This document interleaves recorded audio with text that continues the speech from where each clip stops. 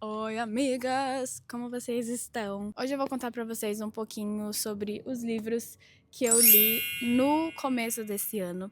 Eu, até o começo desse ano, estava em uma ressaca literária insana. Eu fiquei mais de um ano sem conseguir ler um livro de uma vez, sabe? Lendo tudo pingado ou às vezes nem lendo. Não sei porquê, mas eu queria muito voltar a ler. Por mim e também porque eu comecei a trabalhar numa livraria. Então, assim, não fazia muito sentido. E aí, eu estou voltando aos pouquinhos a ler. Esses livros daqui são os livros que eu li no primeiro semestre desse ano. Então, no vídeo de hoje, eu vou falar um pouquinho sobre cada um. Vou contar a história deles e contar a minha opinião. E é isso. Espero que vocês gostem. O primeiro livro que eu vou falar pra vocês é A Empregada, que eu não tô com ele aqui agora. A Millie mora no seu próprio carro porque tá totalmente sem dinheiro. Ela tá desesperada para arranjar um emprego, só que isso é quase impossível porque é uma ex-presidiária. O único emprego que consegue é como empregada em uma casa super luxuosa onde moram Nina e Andrew Winchester e a filha deles. Quem faz a entrevista é a própria Nina, e nesse primeiro contato ela é super gentil e compreensiva. Mas, assim que a Millie começa a de fato viver na casa deles, porque essa era uma das condições do emprego, a Nina muda completamente de personalidade. Ela fica super bipolar e transforma a vida da Millie num inferno. Mas a Millie não tem muito para onde fugir, então ela aceita. E aí, no meio disso tudo, começa a prestar atenção também no Andrew, que é um homem assim, perfeito. E então ela começa a se questionar do porquê dele ter casado com a Nina e por que ele continua nesse relacionamento, já que ela é completamente louca. Eu confesso que eu li esse livro pra assistir o filme. Sim, queria assistir o filme e aí a minha mãe já tinha lido o livro, tava aqui em casa, então fazia total sentido eu ler o livro antes. E minha mãe falou que era um livro que viciava. Então isso, pensando que eu tava há muito tempo sem ler, era perfeito, era exatamente o que eu precisava. E vou ser sincera, foi o que eu precisava mesmo. No comecinho do livro, eu não sabia se eu ia gostar tanto assim, mas um pouquinho mais pra frente da história, eu realmente fiquei viciada e eu tava lendo e eu queria terminar logo e descobrir logo, foi bem legal. Ele tem um plot twist bem legal, tá? Mais de um, inclusive. Apesar de que eu já suspeitava um pouquinho, principalmente um em específico, eu já suspeitava um pouquinho. Mas gostei muito mesmo assim. Eu sei que esse vídeo é pra falar sobre o livro, mas o filme eu não gostei tanto, gente. O filme eu achei que eles deixaram meio brega. Não vou mentir. E tem umas coisas do livro que não são faladas no filme e são pontos importantes, assim. Eu gostei muito, muito, muito mais do livro do que do filme. É aquela coisa que você realmente quer descobrir logo, sabe? Você quer ler pra terminar logo o livro pra descobrir aquela coisa. Então, se você quer esse tipo de viciante, leia. Ah, e uma coisa que eu anotei aqui e eu já ia esquecer de falar. Tem continuação. Eu não li nenhum. Eu acho que termina de um jeito que fecha bem a história. Eu não senti muita necessidade de uma continuação. Então eu não sei se eu vou ler. Não sei. Mas, se você quiser, se você ficar interessado, leia. O próximo livro que eu li foi esse daqui. Peraí. 3. A história de 3 se passa no interior da França e começa por volta de 1980. Conta sobre 3 amigos, Nina, Etienne e Adrien. Eles se conhecem na escola quando ainda são crianças e desde então ficam inseparáveis. A trama vai passando então pela infância, adolescência e a entrada na vida adulta. E os 3 são como irmãos. Eles passam por absolutamente tudo juntos: momentos de alegria, de tristeza, tudo. E fazem também promessas de continuarem sempre assim, inclusive também fazendo planos para morarem juntos em Paris, porque eles querem ter uma banda juntos.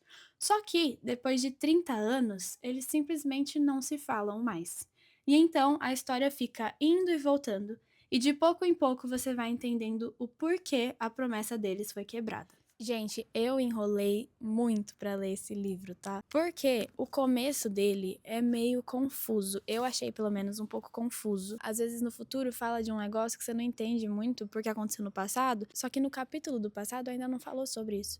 Então você não sabe do que a pessoa tá falando. Enfim, eu achei meio confuso o começo, apesar de que eu tenho quase certeza que isso é proposital. E algumas vezes era um pouco parado também. Mas tem um determinado momento aqui que o negócio pega de jeito perfeito. Essa questão também de ficar indo e voltando, eu amo livro assim, acho muito legal.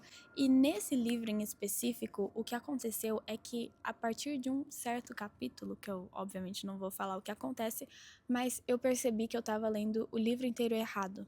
Sabe? Acontece uma coisa que você fica, meu Deus do céu, é por isso que eu tava confusa. Dá vontade de reler tudo, inclusive eu reli.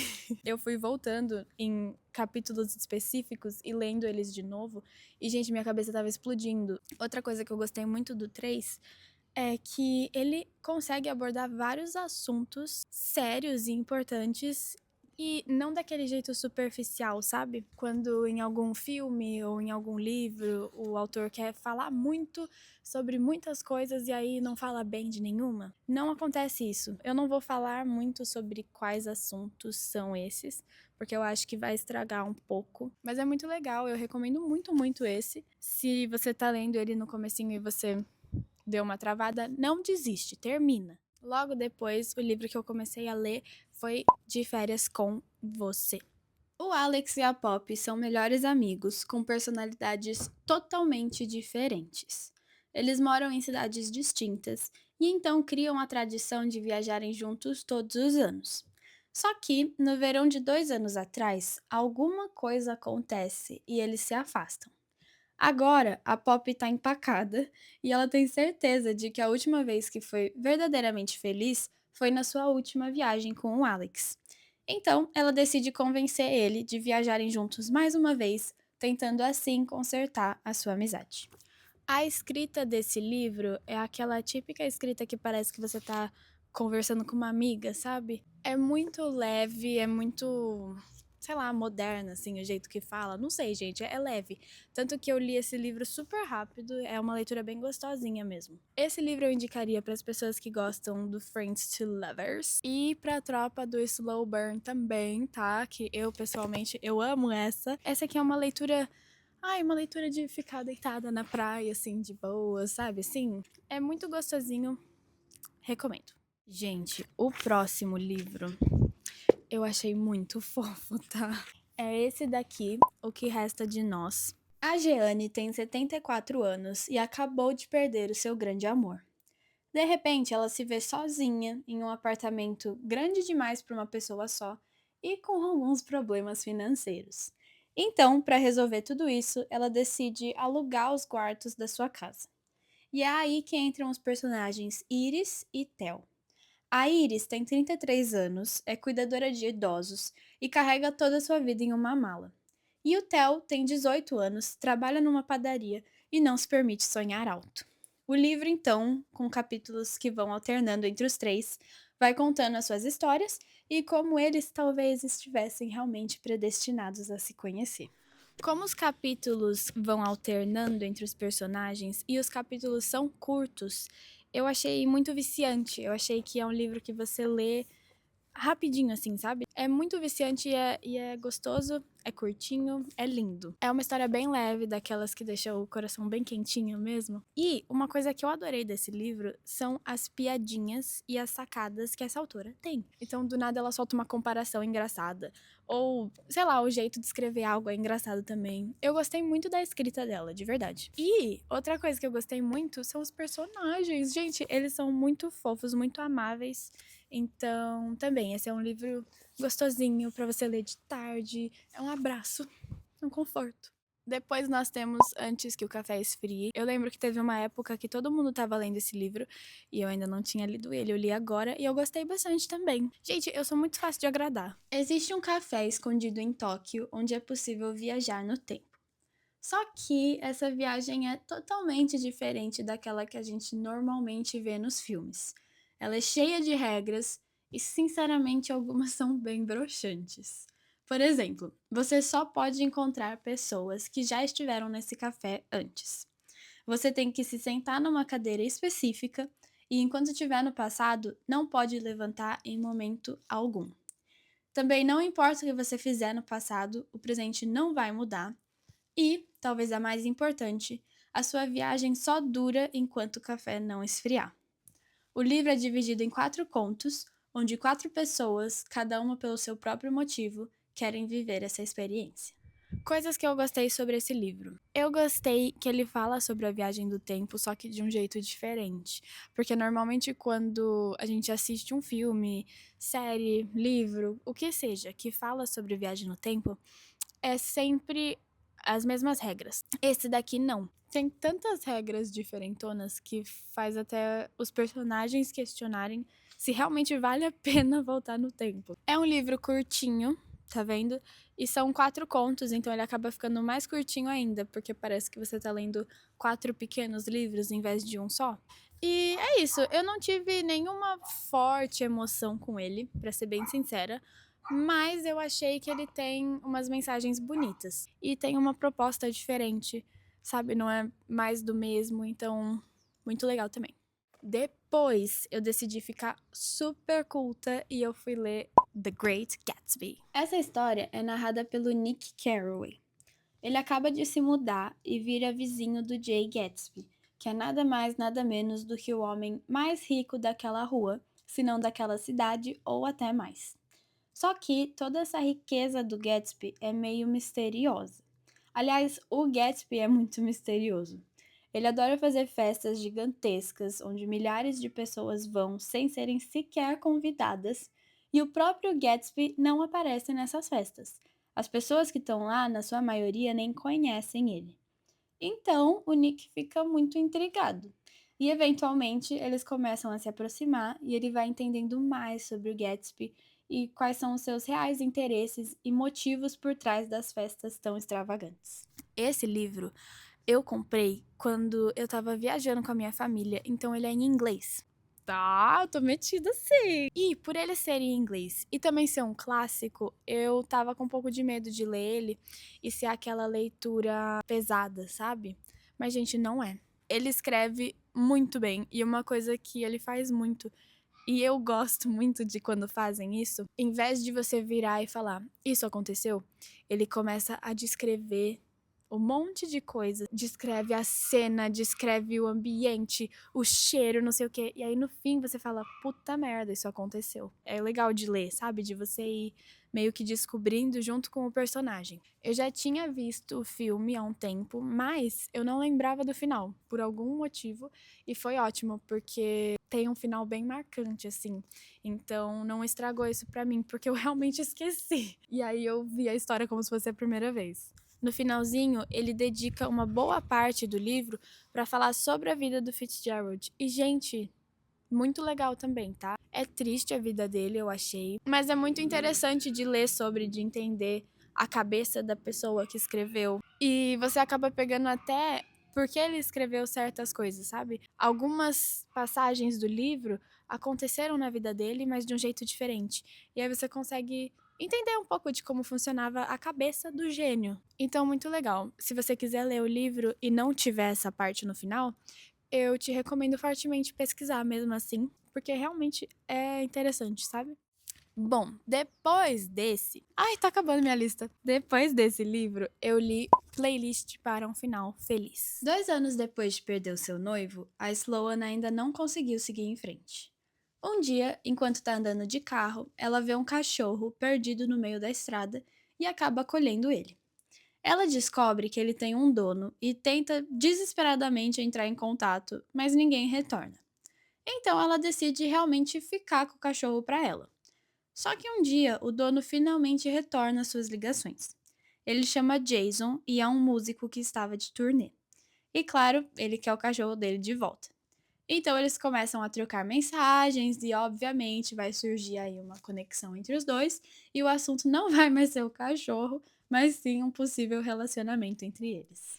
Esse aqui eu vou ser bem sincera com vocês, tá? É um livro bem água com açúcar, igual era, por exemplo, o De Férias com Você, mas eu não gostei tanto assim dele. E eu comecei a não gostar um pouquinho pra frente dele. No começo tava ok, tava assim como os outros livros bobinhos, romancezinho, fofo, que eu gosto. Só que eu acho que o começo dele foi melhor desenvolvido do que do meio pro final. Outra coisa também, falando. Mas aí é um gosto pessoal meu mesmo. Que nem eu falei que o De Férias com Você é pra galera que gosta do Friends to Lovers e do Slow Burn.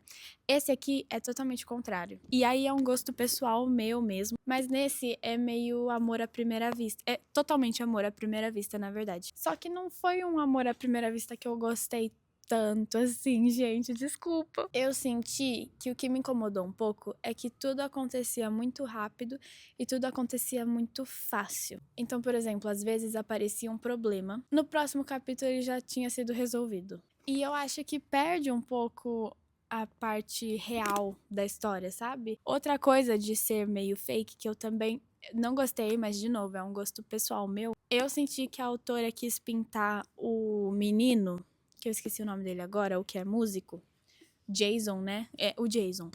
Como um homem perfeito. Só que nesse livro me irritou um pouquinho. Pra mim foi o contrário, eu perdi o encanto por ele, sabe? Assim, eu gosto quando os personagens são bem humanos. Você fica apaixonada pelo personagem, mas ele vai ter alguns defeitos. Porque é gente, né? Gente como a gente. Então, enfim, gente, esse aqui eu li inteiro. A leitura dele é bem facinha também, é bem rápida. Então eu li ele super rapidinho, mas o bichinho dele não me picou. Ah, e pra não falar que eu não gostei de nada dele, gente, eu achei muito legal que cada capítulo tem uma música. O personagem é cantor, então tem tudo a ver. E aí, cada capítulo no comecinho tem a música, inclusive tem uma hora que ela coloca até o código de barras do Spotify. Aqui, ó. Ela coloca o código de barras do Spotify, tá vendo? Pra você ouvir a playlist. Isso aqui eu achei muito legal, muito criativo. E aquilo que eu falei também, é uma leitura fácil, rápida. Então, é um livro gostosinho. Bom, gente, e agora eu chego no último livro da minha lista, que foi um que eu gostei muito, O Dia em que Selma Sonhou com um Okapi. Essa história se passa numa cidadezinha no interior da Alemanha. Uma das várias personagens que moram nessa cidade é a Selma, e ela tem um dom muito especial. Sempre que ela sonha com um Okapi, significa que alguém está prestes a morrer. A história é narrada por Louise, que é a neta da Selma, e é dividida em três partes, três fases ou três momentos importantes da vida da Louise e dos habitantes da cidade também. Depois dos sonhos da Selma, todo mundo fica numa neura coletiva, porque ninguém sabe quem que vai morrer. Então começa uma série de confissões e reflexões. O livro tem diversos personagens, então além da Selma e da Louise, também tem o Martin, o pai dele, Palme, o oculista, que é meu preferido, um monge budista e muitos outros, e são todos muito únicos. Talvez o que eu mais tenha gostado desse livro é o quão única é a história dele. Pelo menos pra mim, nos livros que eu li antes, eu achei uma história muito diferente de tudo, sabe? Eu gostei bastante, eu me diverti lendo. Inclusive, olha que lindo, peraí. Olha que legal o jeito que divide as partes. Eu achei muito bonito. E outro detalhezinho que também, sei lá, me deixou muito feliz é que no prólogo ela fala sobre como quando você olha fixamente para uma coisa, você fecha o olho depois e aí você vê a imagem invertida. Então, o que tá escuro fica claro, o que tá claro fica escuro. E aí a página é invertida também.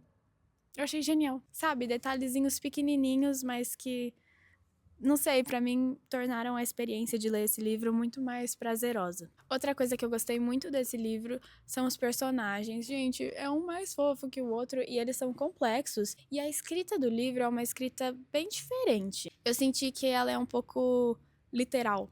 Então ela é meio objetiva naquilo que ela fala e aí nem sempre transmite muita emoção. Não sei explicar. É diferente, por exemplo, da leitura do Gatsby, que era totalmente o contrário. Era tipo, ele ia falando da cena e meio que criando aquela emoção, e aí ia puxando e aí acontecia. Esse aqui não, acontece. Pronto. Quando a personagem passa por alguma coisa, não é que ela não vai falar sobre, mas é que ela meio que descreve as situações de um jeito muito objetivo, sabe? Muito literal. E eu achei muito diferente. É gostoso de ler, na verdade, desse jeito. E uma coisa que eu gosto muito nos livros, e que nesse tem bastante, são trechos bonitos e algumas frases que, não sei, traz um quentinho pro coração ou que te deixa reflexivo. E esse livro tem bastante, principalmente pro final. E é isso, gente. Esses foram os livros que eu li. Gostei muito deles, alguns mais, alguns menos, mas eu recomendaria todos. Para pessoas diferentes, para situações diferentes, mas eu recomendaria todos. E é isso, eu espero que vocês tenham gostado do vídeo. Um beijão e boa leitura para vocês. Yes, girl!